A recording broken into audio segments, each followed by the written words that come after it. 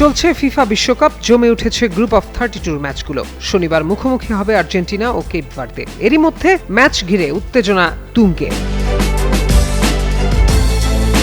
বাংলাদেশে আর্জেন্টিনার সমর্থকদের সংখ্যাটা অনেক বড়, তবে প্রতিপক্ষ কেপ ভার্দে বাংলাদেশের অনেক ফুটবল প্রেমীর কাছে এখনো নতুন না। অথচ আটলান্টিক মহাসাগরের এই ছোট আফ্রিকান দ্বীপ রাষ্ট্রটির সঙ্গে বাংলাদেশের বাণিজ্যিক সম্পর্ক নতুন কিছু নয়। এবার সেই সম্পর্কের সঙ্গে যুক্ত হয়েছে ফুটবলের আবেগও। বিশ্বকাপে কেপ ভার্দের জাতীয় দলের জন্য তৈরি জার্সি গেছে বাংলাদেশ থেকে। জাতীয় রাজস্ব বোর্ড জানায় 2010 সালের নভেম্বরে বাংলাদেশের বড় একটি গ্রুপ প্রথম $11,000 খাদ্যপণ্য রপ্তানির মাধ্যমে কেপ ভার্দের বাজারে প্রবেশ করে। আসল ফল থেকে তৈরি, সম্পূর্ণ প্রিজারভেটিভ মুক্ত ফ্রুটিকা, পিওর মানে ফ্রুটিকা। ধীরে ধীরে অন্যান্য পণ্য রপ্তানি শুরু করে বাংলাদেশ। অন্যদিকে বাংলাদেশ কেপ ভার্দে থেকে মূলত লোহার স্ক্র্যাপ আমদানি করে।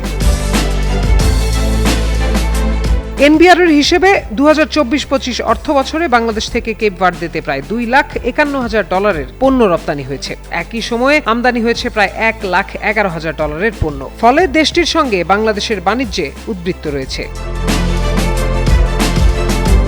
এবার দুই দেশের বাণিজ্যে যুক্ত হয়েছে নতুন পণ্য ফুটবল জার্সি। এনবিআর এর তথ্য অনুযায়ী ঢাকার উত্তরার garments manufacturing and assembling limited এ বছর কেপ ভার্দেতে 12,573টি জার্সি, শার্ট ও জ্যাকেট রপ্তানি করেছে। এসব পণ্যের রপ্তানি মূল্য প্রায় $1,30,000 প্রতিষ্ঠানটির ব্যবস্থাপনা পরিচালক মুশতাক আহমেদ খান গণমাধ্যমকে জানান, যুক্তরাষ্ট্র ভিত্তিক ক্যাপেলি স্পোর্টসের মাধ্যমে কেপ ভার্দের জাতীয় ফুটবল দলের জন্য এসব জার্সি বিশ্বকাপ শুরুর আগেই ধাপে ধাপে রপ্তানি করা হয়েছে। ফলে আর্জেন্টিনার বিপক্ষে কেপ ভার্দের খেলোয়াড়দের জার্সিতে থাকছে বাংলাদেশের উপস্থিতি।